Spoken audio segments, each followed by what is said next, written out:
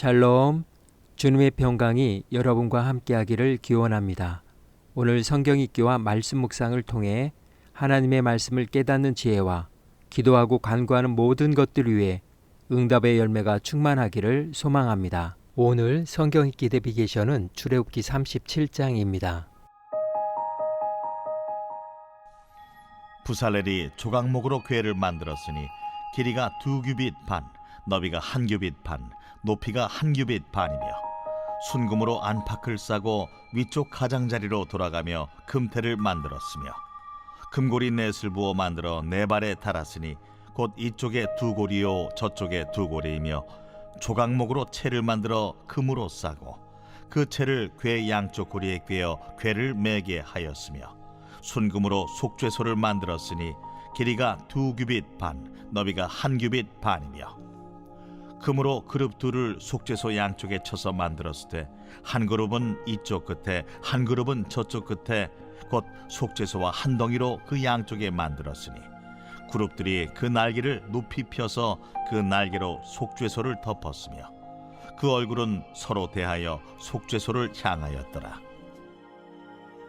그가 또 조각목으로 상을 만들었으니 길이가 2규빗, 너비가 1규빗, 높이가 1규빗 반이며 순금으로 싸고 위쪽 가장자리로 돌아가며 금태를 둘렀으며 그 주위에 손바닥 넓이만한 턱을 만들고 그 턱 주위에 금으로 태를 만들었고 상을 위하여 금고리 넷을 부어 만들어 네 발 위 네 모퉁이에 달았으니 그 고리가 턱 곁에 있어서 상을 매는 채를 꿰게 하였으며 또 조각목으로 상맬 채를 만들어 금으로 쌌으며 상 위에 기구 곧 대접과 숟가락과 잔과 따르는 병을 순금으로 만들었더라.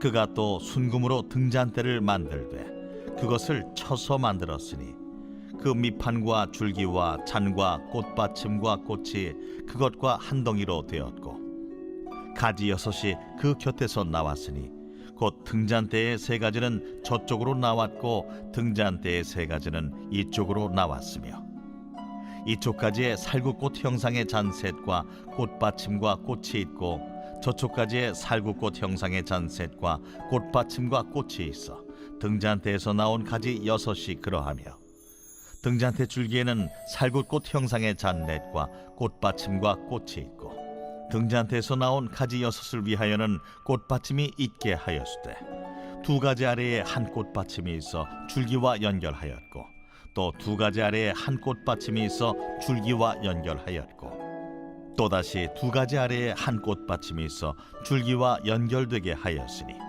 이 꽃받침과 가지들을 줄기와 연결하여 전부를 순금으로 쳐서 만들었으며 등잔 7과 그 불집게와 불똥그릇을 순금으로 만들었으니 등잔대와 그 모든 기구는 순금 1달란트로 만들었더라.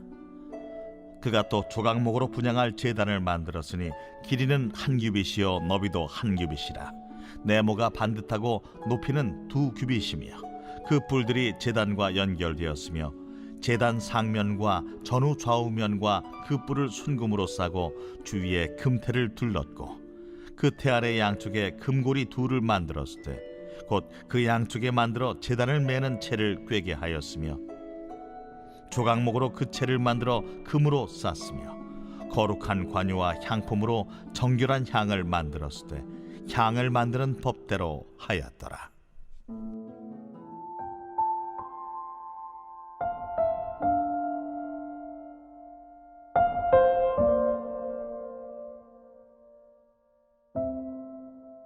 공간, 어떤 물질 또는 물체가 존재할 수 있거나 어떤 일이 일어날 수 있는 장소를 말합니다.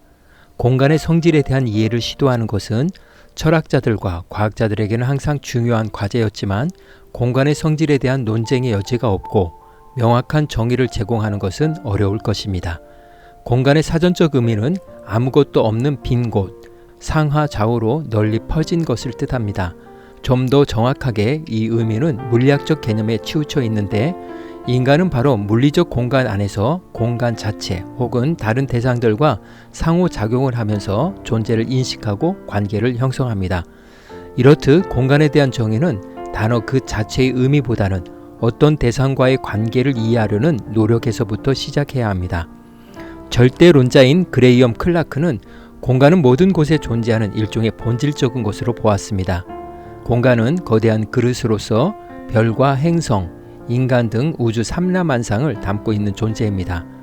공간은 물체가 한 곳에서 다른 곳으로 움직이는 것을 알게 해주며 우주의 만물들이 어떻게 공간을 통해 움직이는가를 알려줍니다.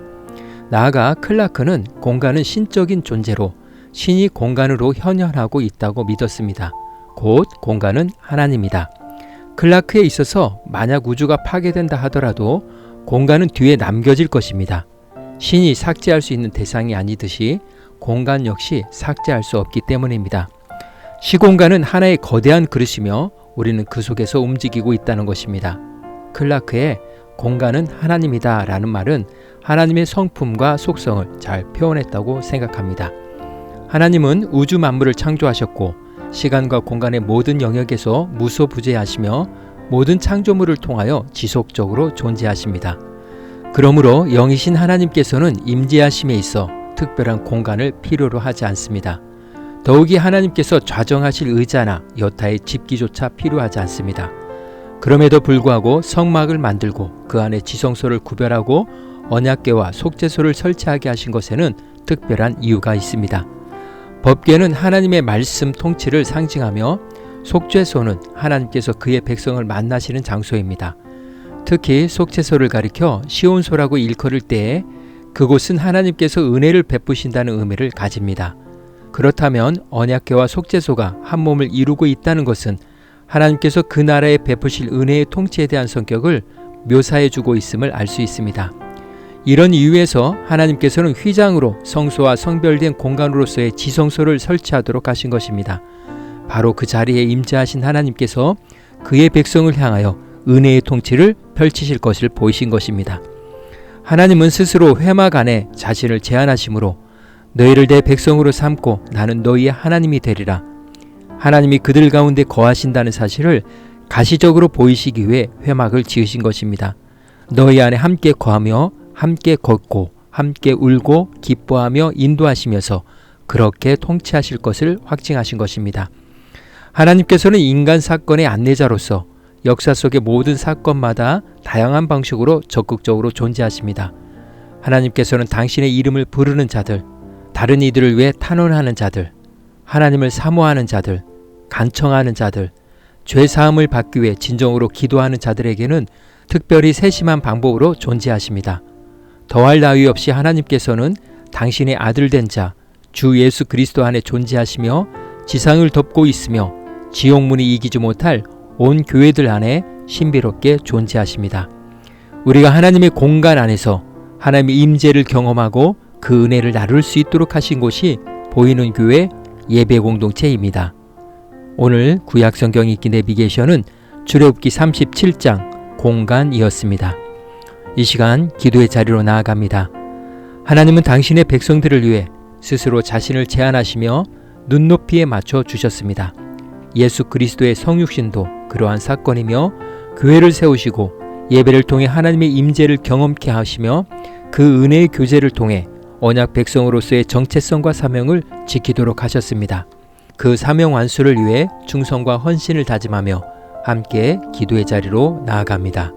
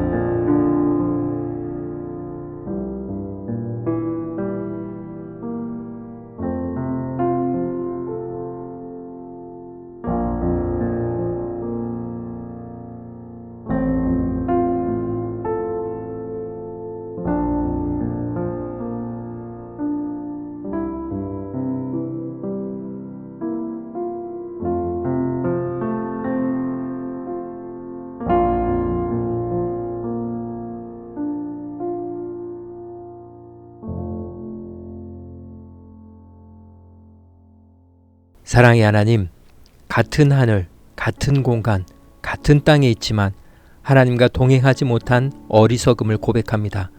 하나님의 공간에서 하나님과 동행하는 기쁨과 행복을 누리게 하옵소서. 오늘은 이렇게 고백하며 나아갑니다. 내 삶의 공간에 하나님이 함께 하십니다. 예수님의 이름으로 기도합니다. 아멘. 이제 음악이 마칠 때까지 자유롭게 기도합니다. 하나님께서 우리의 기도에 귀 기울여 주십니다.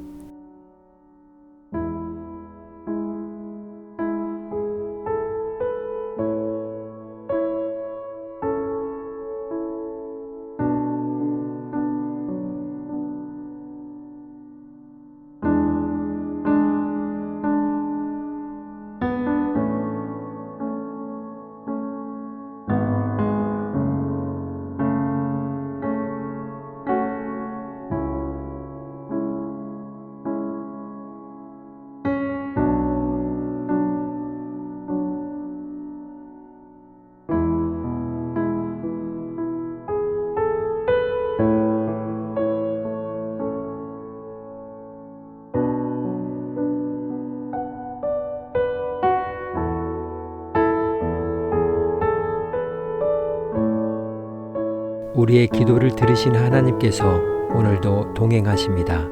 주 안에서 승리하십시오.